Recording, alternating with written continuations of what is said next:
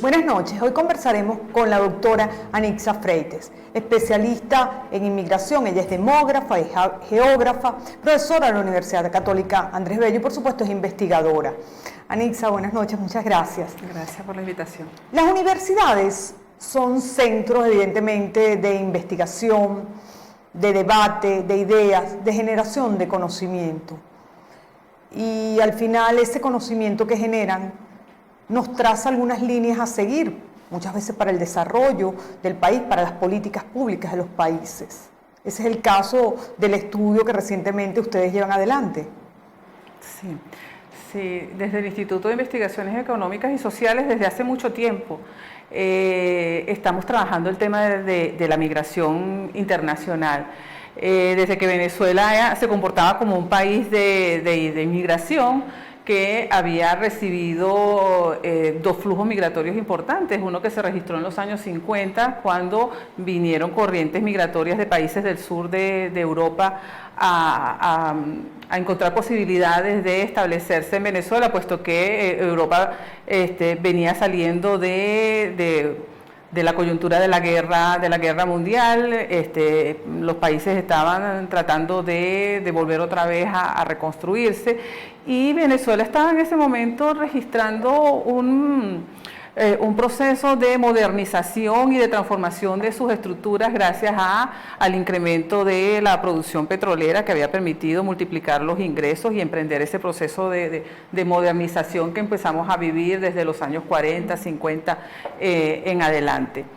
En los años 70 tuvimos esa otra gran coyuntura económica, también asociada al incremento de los precios del petróleo, que multiplicó nuestros ingresos, y en este caso las corrientes migratorias que se dirigieron a Venezuela, que volcaron su mirada al país, fueron de origen latinoamericano. Y bueno, ¿y por qué? En ese momento la situación en América Latina era contraria a la de Venezuela. Los países, la mayoría de los países de la región estaban pasando por unas crisis económicas bien fuertes y políticas. La mayoría de los países, llegó un momento en que las únicas dos democracias eran Colombia y Venezuela, pero ya Colombia estaba perfilando ya el conflicto interno, ya se estaba perfilando. Por lo tanto, Venezuela en ese momento fue un país muy atractivo para esa migración latinoamericana. Yo quiero entender un poquito más, porque este es un estudio muy serio y muy profundo en el que un equipo ha trabajado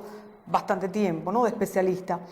Para los años 50 éramos un país de emigrantes o de inmigrantes. De inmigrantes, porque fundamentalmente nosotros europeos. recibíamos, y fundamentalmente europeos, recibíamos más población del exterior que la población que emigraba de Venezuela, que se desplazaba de Venezuela hacia otros países. Eso que nos trajo a nosotros como beneficio. Como beneficio nos permitió avanzar más rápido en ese proceso de desarrollo que estábamos emprendiendo por la disponibilidad de recursos que teníamos. Nosotros teníamos un déficit importante de mano de obra. Estamos hablando en los años 50, la población de Venezuela, en 1950 la población de Venezuela era alrededor de 5 millones, en 1961 era alrededor de 7 millones. Nosotros somos un país con una base poblacional muy pequeña, y nuestra fuerza de trabajo, además, era un país muy joven. La mitad de la población tenía menos de 15 años. Caramba. Entonces necesitábamos fuerza de trabajo. Claro. Y la población que emigra por lo general es población en edad de trabajar, porque se migra, la principal razón por la que se migra es buscando oportunidades de trabajo. Claro. Y en esa época, estamos hablando de los años 50, esa primera oleada, esa fotografía que hoy hacemos en retrospectiva, nos trajo una oleada de inmigrantes fundamentalmente europeos. Y de los europeos, ¿cuáles son los países que más vinieron? Españoles en primer lugar, españoles, al punto que, según el censo de 1961, la corriente migratoria española supera a la colombiana, siendo ese nuestro país vecino, con el cual históricamente habíamos tenido el mayor intercambio poblacional. Para finales de los años 50, comienzos de los 60, los españoles rebasaron a los colombianos en cuanto a su presencia en el territorio. Luego estuvieron los italianos y en tercer lugar los portugueses. ¿Cuándo vuelve a haber otra oleada migratoria importante? En los años 70. Que era lo que comentabas anteriormente. Sí, entonces ya ahí la composición fue, en primer lugar, los colombianos. Allí los colombianos volvieron otra vez a ubicarse en el primer lugar cuando uno ranquea las corrientes migratorias más numerosas. Y luego vino un flujo de chilenos importantes relacionados con el exilio. Claro, la situación política en Chile y Argentina. Uruguayos también, pero en menor significación numérica, y también de los países andinos, de Perú, de Ecuador, de por Bolivia, temas económicos, la pobreza económicos, y la violencia de los países de sí, Centroamérica, sí. Me imagino también. Luego ahí, en la medida en que los países fueron restableciendo sus democracias y de alguna manera hubo alguna recuperación económica, hubo un flujo de retorno importante de estas corrientes migratorias latinoamericanas. Y de las corrientes, con relación a las corrientes europeas, también a partir de los 80 hay un flujo de retorno importante y los que decidieron quedarse, bueno, van envejeciendo. Entonces también hay un agotamiento de estas corrientes migratorias por efecto de la mortalidad. Uno escucha en el día a día, que es lo que quisiera de alguna manera que tú me dijeras si es lo correcto, porque yo no soy especialista ni en temas de inmigración ni de migración, que antes éramos un país de inmigrantes y ahora somos un país de migrantes. ¿Eso es correcto? Estamos en esa transición. Ajá. Estamos en esa transición. ¿Cuándo se considera que un país es un país de inmigrantes? Cuando él está recibiendo más población que procede del exterior que la que está saliendo de su territorio para establecerse en otro país. Ese era el caso de nosotros en los años 50, todavía en los 60, en los 70, hasta los 80. ¿Y cuál es la fotografía de este momento? La fotografía de este momento es que ya comienza a resultar mayor el número de personas que están saliendo de nuestro territorio que el número de personas que vienen acá.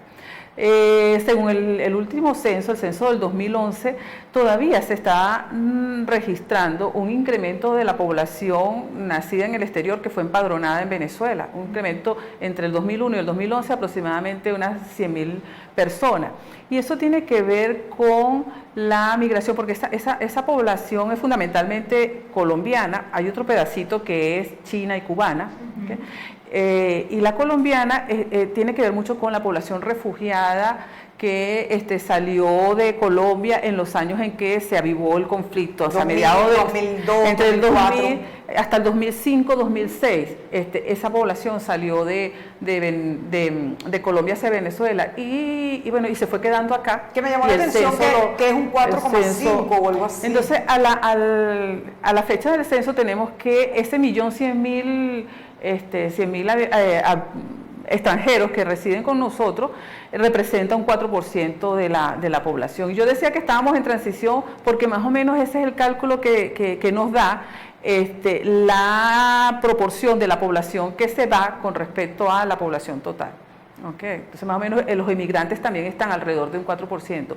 Esa es una cifra novedosa porque nosotros no teníamos en nuestra trayectoria migratoria, la emigración nunca se había intensificado de esa manera desde tiempos de la independencia, donde sabemos que bueno salieron acompañando a las tropas libertadoras un flujo importante de venezolanos, sobre todo considerando la base poblacional de la época. Venezuela siempre ha sido un país, no fue el caso de México o de Perú, donde bueno hubo un virreinato y donde el proceso de poblamiento tuvo otra significación. En el caso nuestro siempre fuimos un país con una base poblacional muy pequeña. Otra de las cosas que uno suele escuchar es que a diferencia de otros países de la región o bien en el pasado de Europa, los venezolanos que se van son altamente calificados, es decir, son gente que ya tienen estudios por lo menos de pregrado, otros de posgrado e incluso otros de doctorado. Esos venezolanos se aventuran, ya tienen redes establecidas porque han hecho estudios previos en el exterior, han estudiado el fenómeno migratorio reciente en detalle. Sí. Digamos que los primeros, las primeras señales de esta migración calificada, ¿cuándo consideramos que un migrante es calificado? Exacto. Cuando tiene al menos la educación secundaria completa o más. tiene una licenciatura con alguna maestría, algún doctorado. Después de implementado el programa de becas Mariscal de Ayacucho a mediados de los 70, cuando el primer gobierno de Pérez, cuando esta población que se fue a hacer posgrado en el exterior regresa a Venezuela, muchos de ellos no encontraron inserción en el país. Y algunos de ellos retornaron. ¿Y retornaron a dónde? A las instituciones donde se habían formado, porque ya habían establecido redes científicas con las que interactuaban y mantuvieron algún contacto con Venezuela. Digamos que pasados los años 70, transcurridos los 80, esa emigración calificada estuvo creciendo, pero muy lenta, imperceptible, muy lentamente. Pero ya después de mediados de los 80 y ya a partir de los 90 ya comienza a hacerse visible. Y en la última década tremendamente visible. Al punto que, para señalar un dato, al punto que según los estudios que ha hecho la OCDE, Venezuela no aparece entre los 20 países con mayores tasas de emigración. ¿Qué es la OCDE? La OCDE es la Organización de Cooperación para el Desarrollo Económico, que congrega a países desarrollados y a otros países en desarrollo que están perfilando bien en términos económicos. Son todos los países de Europa, Estados Unidos, Canadá, México, Chile, ya también entró en la OCDE. ¿Tú estudiaste afuera? Yo estudié en Bélgica el doctorado en demografía. Y estás aquí. Y estoy aquí. Y mantienes tus redes que seguramente te nutren de un conocimiento que es útil al día a día para tus investigaciones. Es que son momentos distintos, Yo me fui a estudiar afuera 2 veces. Fue a hacer la maestría y fue a hacer el doctorado. Y siempre me planteé un regreso porque visualizaba oportunidades. Yo creo que uno de los problemas en este momento, sobre todo con la población joven, que es un sector de la población joven, no toda la población joven, que no visualiza oportunidades. Siendo realista, no se pueden ir todos los estudiantes, aunque sientan el país inestable y no vean oportunidades de crecimiento, porque bueno, esa es la realidad. Entonces, ¿cómo visualizas tú los estudiantes de las diversas universidades que han hecho o han formado parte de este estudio reciente? Ciertamente no se pueden ir todos y todos no van a conseguir insertarse en las condiciones que desearían. Van a lograrlo los que tengan mayores posibilidades, mayor calificación, porque eso les van a facilitar esa inserción. De hecho, hay países que ya están pensando en otro tipo de carta de residencia justamente para ser asignada a estas personas, que es la carta azul, para asignarla a las personas más calificadas que quieren que se inserten en el área de ciencia y tecnología, en los mayores niveles de desarrollo. Como siempre ha habido científicos, entonces. Como siempre. Entonces, bueno, esos van a conseguir siempre mayores posibilidades de incorporarse, otros no tanto. Y habrán algunos que ensayarán, porque eso también hay cierto espejismo detrás del hecho migratorio. Hay unos que ensayarán y a lo mejor no les va tan bien es un aprendizaje. Es un aprendizaje. Y bueno, y eso ha pasado con otros países que han transitado por un proceso como el que estamos transitando nosotros ahora. Colombia ha expulsado mucha población de su territorio relacionado con la crisis económica, con el conflicto interno, y parte de esa población ha tenido que regresar, otra se ha quedado fuera. Y la que regresa bien formada, ¿no? Claro, mejoran su calificación, y yo creo que lo que los países deben hacer en estas condiciones es tratar de mantener las redes, la vinculación con esta población que se va, que es algo que nosotros no estamos haciendo. ¿Por qué?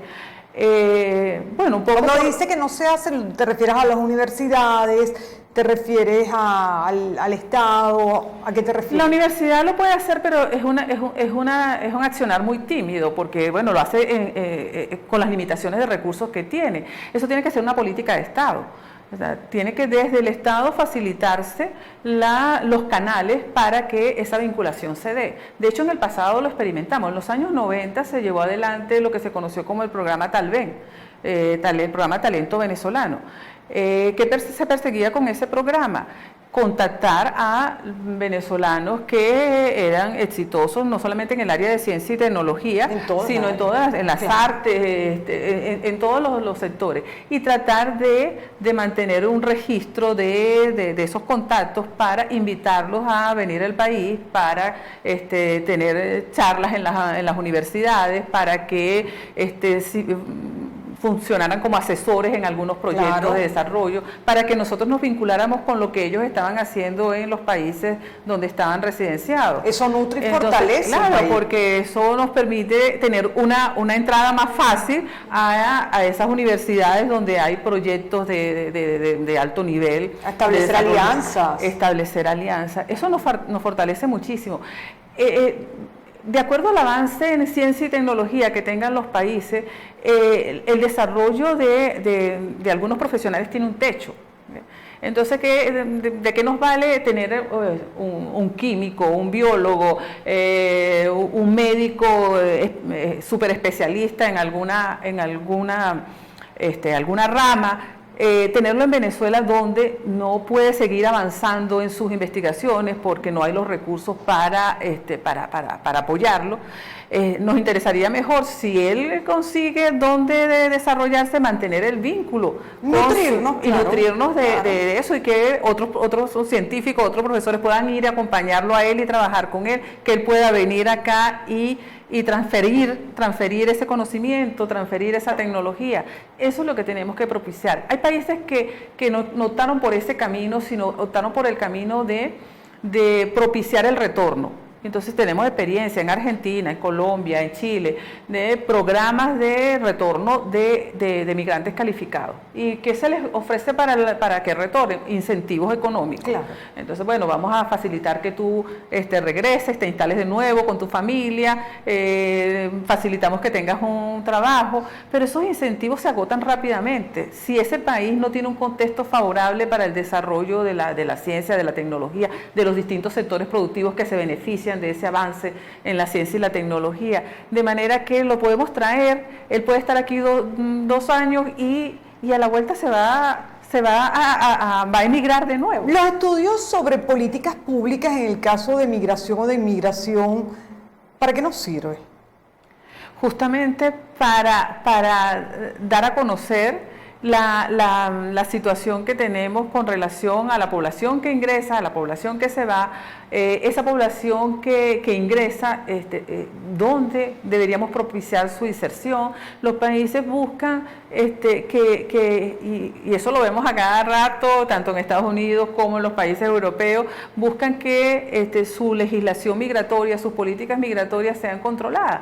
Porque, bueno, tú quieres beneficiarte de ese flujo de personas que vienen con cierto capital educativo. Tienes que dirigirlas hacia las áreas prioritarias de desarrollo. Hacia las áreas prioritarias. Entonces tú tienes que basarte en toda esta información que se genera de las investigaciones, y tienes que hacer un esfuerzo de producción de información, que esa es otra preocupación que tenemos, porque nosotros no estamos teniendo acceso a la información sobre migración.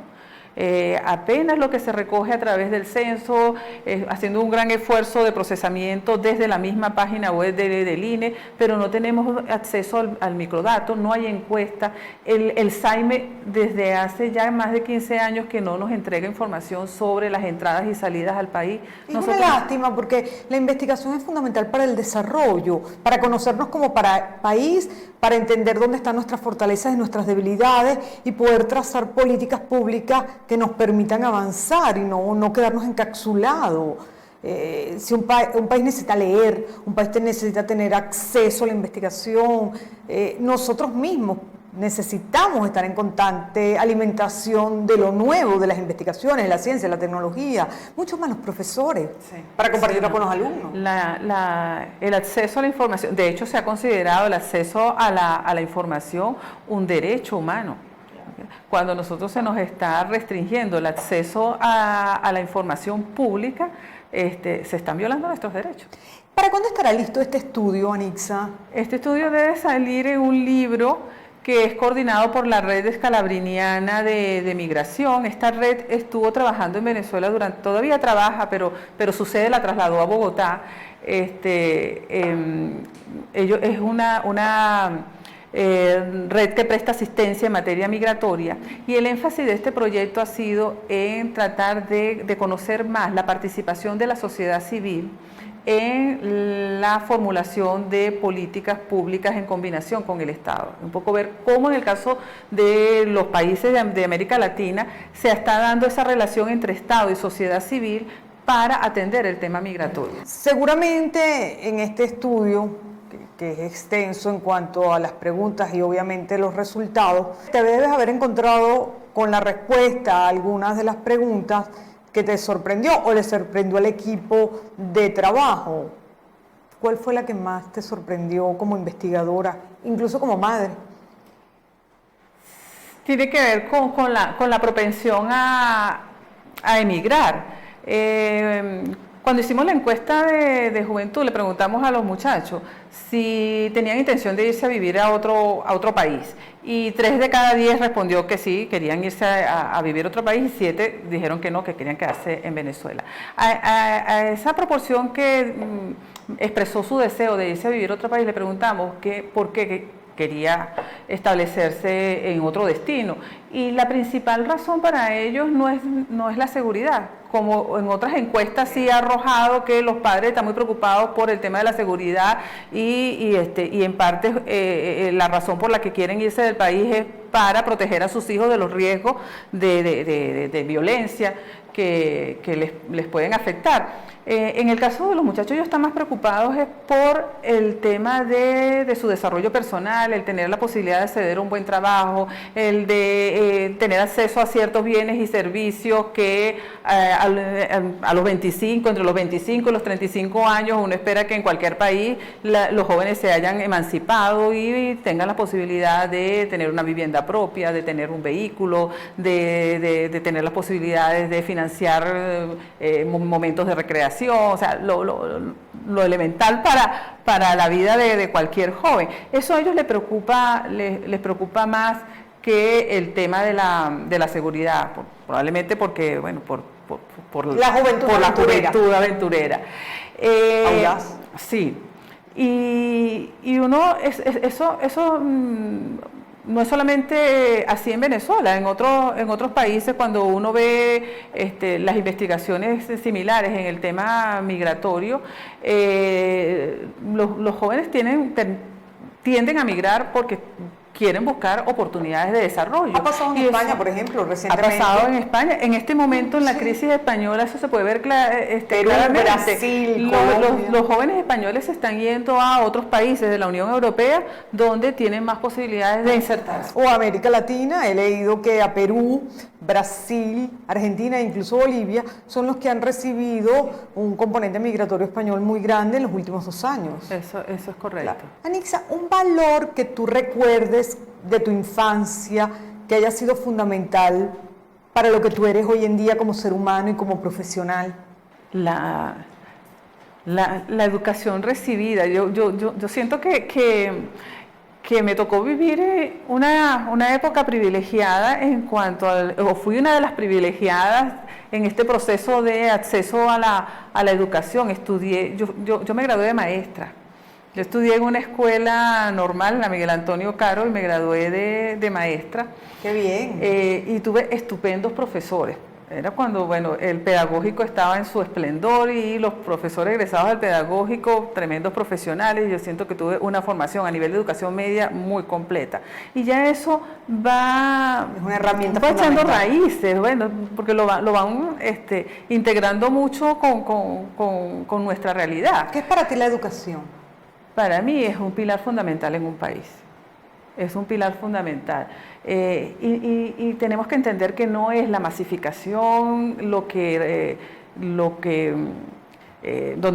únicamente donde tenemos que poner la lupa, que garantizar que todo el mundo tenga ese derecho de acceder a la educación y descuidar completamente la calidad. ¿Y la docencia qué es para ti? Y la docencia es una forma de transmitir y de aprender. Uno aprende también mucho con sus estudiantes. Es una forma es una forma de vida.